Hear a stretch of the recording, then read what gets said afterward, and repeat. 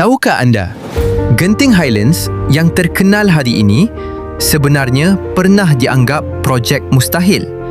Pada tahun 1960-an, kawasan itu hanyalah hutan tebal di atas gunung yang sangat sukar dimasuki.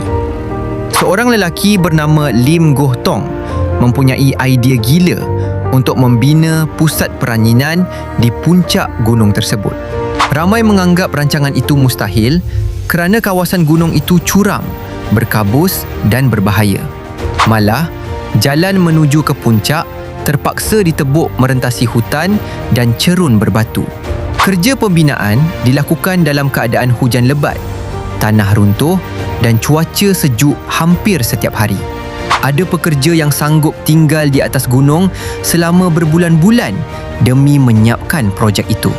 Ketika itu, ramai tidak percaya pusat peranginan sebesar itu mampu bertahan di atas gunung. Namun, selepas siap dibina, Genting Highlands mula menarik ribuan pelancong dari dalam dan luar negara. Hari ini, Genting Highlands menjadi antara pusat pelancongan paling terkenal di Malaysia. Kisah pembinaan Genting Highlands masih dianggap antara projek paling luar biasa dalam sejarah Malaysia. Kalau anda suka fakta ringkas macam ni, boleh follow untuk lebih banyak ilmu.